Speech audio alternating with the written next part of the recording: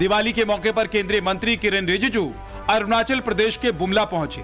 भारतीय और चीनी सैनिकों से बातचीत की, भारतीय सैनिकों को मिठाई खिलाई और बॉर्डर के सिचुएशन की सराहना की।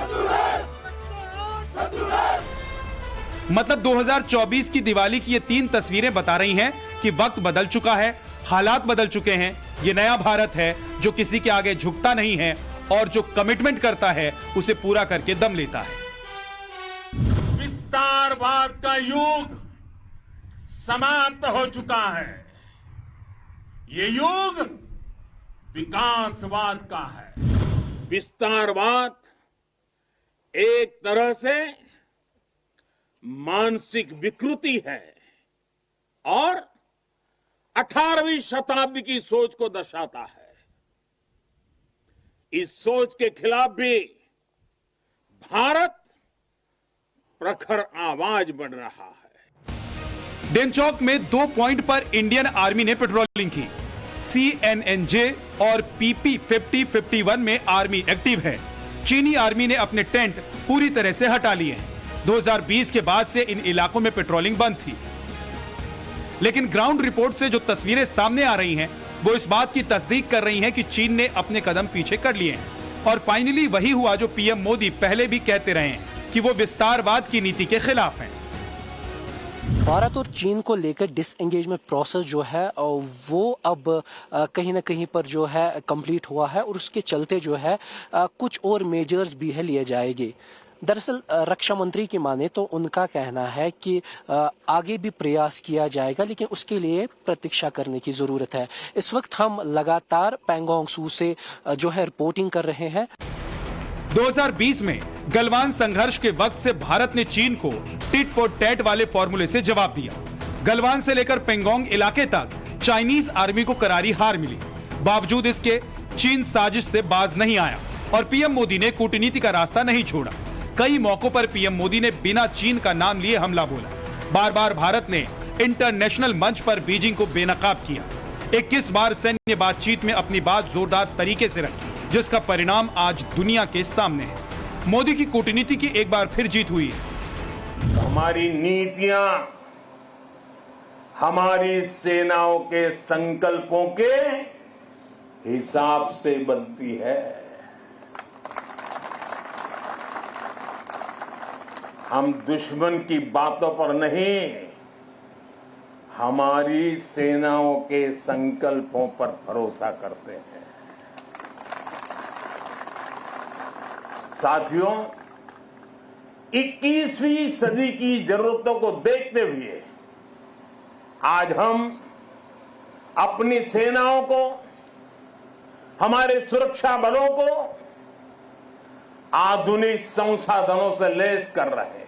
अक्टूबर की 21 तारीख को भारत और चीन ने शांति समझौते की घोषणा की और शांति समझौते की घोषणा के तुरंत बाद भारत और चीन की सेना ने लाइन ऑफ एक्चुअल कंट्रोल के नजदीक डिसएंगेजमेंट की प्रक्रिया शुरू की।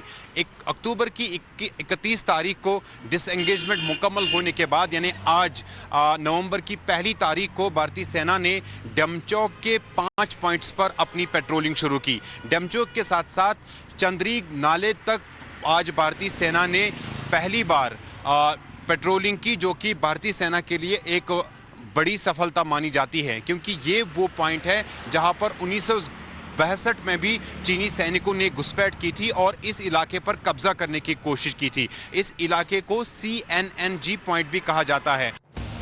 डिसएंगेजमेंट का प्रोसेस पूरा होने के बाद से भारतीय सेना पेंगोंग झील में लगातार पेट्रोलिंग कर रही है। यह इलाका लद्दाख में LAC के पास है। इंडियन आर्मी की स्पेशल बोट को इस इलाके में राउंड द क्लॉक पेट्रोलिंग करते हुए देखा गया। इस लेक में जो है भारतीय सेना की स्पेशलाइज्ड बोट्स जो है लगातार गश्त करती नजर आ रही है और ये गश्त उस वक्त देखने को मिल रहा है जब पहले ही डिसएंगेजमेंट प्रोसेस जो है कंप्लीट हुआ है और ये सुनिश्चित किया जा रहा है इन बोट्स के जरिए कि राउंड द क्लॉक सर्वेलेंस जो है पूरे एरिया को जो है पूरे एरिया में रखा जाए, क्योंकि इस पेंगोंग सू की अगर हम बात करें तो ये लाइन ऑफ एक्चुअल कंट्रोल के बिल्कुल सटे ही है और इसका 1/3 जो है भारत के पास है और 2/3 चीन के पास है। 160 किलोमीटर पर जो है ये पूरा लेक जाता है और इसके पहाड़ जो है LAC के बिल्कुल नजदीक है और इसीलिए ये इस बॉर्डर एरिया में ज्यादातर सुरक्षा व्यवस्था जो है वो कड़ी कर दी जाती है और सेना के ये स्पेशलाइज्ड बोट्स जो है वो काम आ रहे हैं सेना को राउंड द क्लॉक सर्वेलेंस में। और इस एरिया की अगर हम बात करें तो यहाँ पर जो हवाओं का प्रकोप है, क्योंकि जो हवाएं हैं वो बहुत तेज होती है और इसीलिए ऐसे बोट्स जो है यहाँ पे रखे गए हैं जो इन हवाओं का दबाव जो है वो भी बर्दाश्त कर सके। कई चरणों की बातचीत के बाद दोनों देशों के बीच गतिरोध खत्म हुआ। हाल में संपन्न हुए ब्रिक्स समिट से ठीक एक दिन पहले भारतीय विदेश मंत्रालय ने इसकी जानकारी दी थी। इस समझौते के बाद ब्रिक्स समिट में पीएम मोदी और चीनी राष्ट्रपति जिनपिंग के बीच करीब 5 साल बाद मुलाकात हुई। मुलाकात के बाद पीएम मोदी ने अपने स्टेटमेंट में इसका जिक्र भी किया। एक्सेलेंसी, सीमा पार पिछले 4 वर्षों में उत्पन्न हुए मुद्दों पर बनी सहमति का हम स्वागत करते हैं। सीमा पर शांति और स्थिरता बनाए रखना हमारी प्राथमिकता रहनी चाहिए। म्यूचुअल ट्रस्ट, म्यूचुअल रिस्पेक्ट और म्यूचुअल सेंसिटिविटी हमारे संबंधों का आधार बने रहना चाहिए। आज इन सभी विषयों पर बात करने का अवसर मिला है। मुझे विश्वास है कि हम खुले मन से बातचीत करेंगे और हमारी चर्चा कंस्ट्रक्टिव होगी। फिलहाल दमचौक क्षेत्र में पेट्रोलिंग शुरू कर दी गई है और दैपसिंग में भी ये प्रक्रिया जो है डिसएंगेजमेंट के बाद बहुत जल्द पूरी कर ली जाएगी। इस पेट्रोलिंग की जानकारी दोनों देशों की सेनाएं एक दूसरे के साथ शेयर करेंगी, यानी ग्राउंड सिचुएशन बिल्कुल वैसी होगी जैसी गलवान हिंसा से पहले हुआ करती थी। LAC पर बेहतर होते हालात की गवाही ये तस्वीरें दे रही हैं, जब भारतीय सेना और चीनी सेना के बीच दिवाली के मौके पर मिठाइयों की अदला बदली की गई। डेमचोक और डेपसांग में पेट्रोलिंग समझौते पर सहमति बनने के बाद दोनों देशों के बीच ये पारंपरिक रिवाज देखा गया। इस डिसएंगेजमेंट में बहुत बड़ा एक हमारे देश के लिए और बाकी जो गवर्नमेंट ऑफ इंडिया और चाइनीज दोनों ने बहुत अच्छा स्टेप लिया, क्योंकि ये जो जितना भी आज तक डायलॉग हुआ इससे डिसएंगेजमेंट प्रोसीजर जो बहुत कम हुआ, क्योंकि वहाँ पे जितना जो बॉर्डर एरिया में तो पहले से वो जो दोनों तरफ से रहते हैं, अभी उनका पूरा जो जिस टाइम डिसएंगेजमेंट हो रहा था मैं उस टाइम वहाँ पे डेमचौक में मैंने विजिट किया था। उस टाइम हमें दोनों तरफ से डिसएंगेजमेंट हो रहा था, तो फिर हम वहाँ पे अभी पूरे प्रॉपर वहाँ जहाँ वहाँ पे हो रहा था वहाँ पे नहीं पहुँचा। फिर हमने कल ही रिसेंटली हमने अपना गांव वाले से पता किया तो दोनों तरफ से डिसएंगेजमेंट होकर खाली हो रहा है। इसलिए हमें बहुत उम्मीद है आने वाले टाइम में देश की प्रधानमंत्री श्री नरेंद्र मोदी जी की लीडरशिप में ऐसे डायलॉग के साथ होना हम देश के लिए बहुत बड़ी उपलब्धि मनाए जाते हैं।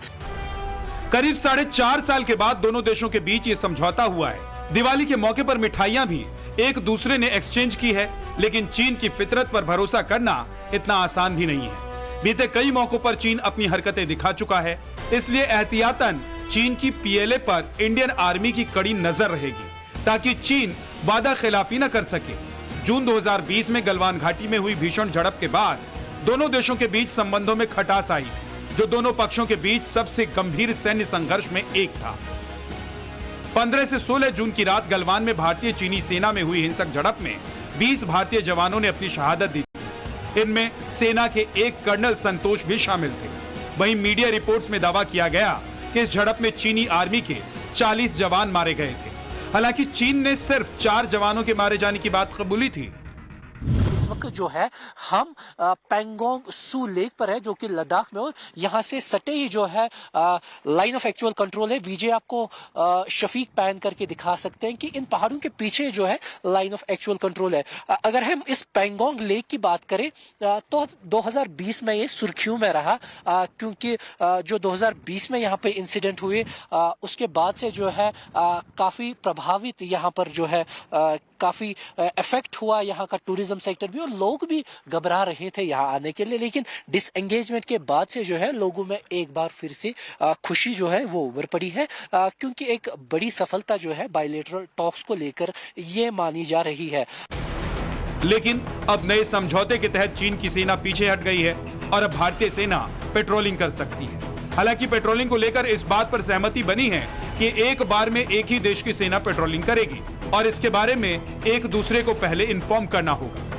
दुनिया में सिर्फ 2 ही बार पेट्रोलिंग होगी और एक वक्त पे सिर्फ एक ही देश की सेना को जो है अनुमति होगी कि वो ये पेट्रोलिंग करे और एक पेट्रोलिंग में जो है करीबन 14 सोल्जर जो है 14 जवान जो है वो होंगे, यानी मैक्सिमम कैपेसिटी रखी गई है।